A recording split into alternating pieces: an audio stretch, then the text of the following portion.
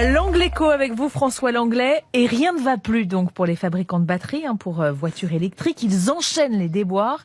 C'est pourtant eux qui devaient permettre de réindustrialiser la France et même l'Europe face à la concurrence chinoise. Je me trompe ? Non, c'est vrai. Et ils connaissent plus qu'une série noire, c'est l'hécatombe.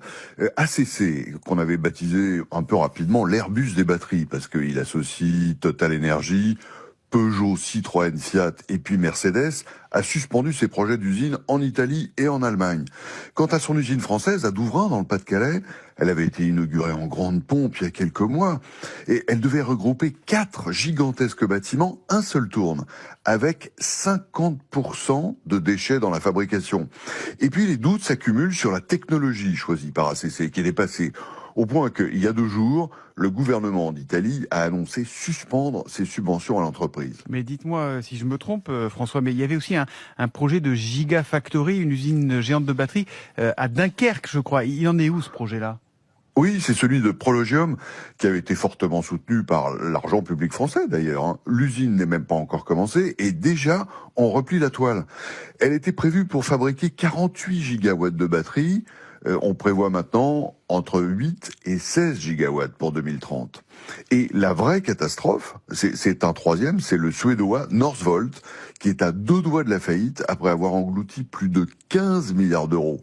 Il y a 2 jours, c'est le gouvernement de Stockholm qui a refusé de renflouer l'entreprise, dont Volkswagen est le premier actionnaire. Bon, si je vous comprends bien, ça freine de tous les côtés. Ah, impressionnant.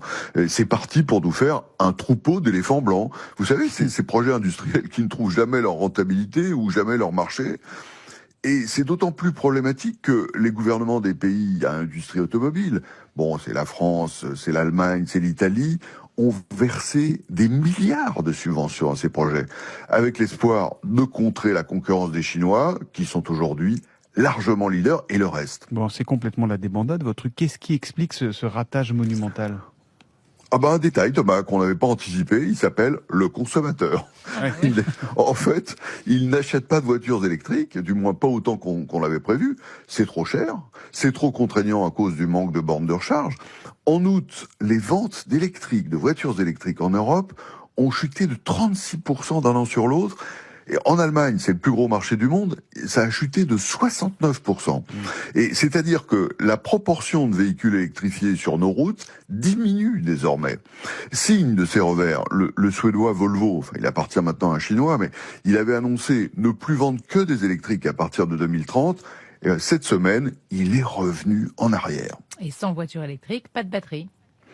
Oui, alors en réalité, les constructeurs achètent des batteries quand même pour le peu d'électrique qu'ils produisent, mais ce sont quasiment pas des européennes, à cause justement de la déconfiture des usines. Ce sont des chinoises, des coréennes, qui arrivent chez nous à prix cassé. Et, comble de l'absurde pour le secteur, les constructeurs, après avoir englouti plus de 200 milliards d'investissements dans l'électrification, c'est énorme, ils vont être punis par Bruxelles avec des amendes monumentales parce qu'ils vendent encore trop de voitures à essence, faute de consommateurs pour l'électrique. En fait, c'est tout le secteur de l'auto qui s'apprête à subir un violent coup de torchon. Merci à vous, François Langlais. L'Angleco, on vous retrouvera évidemment lundi.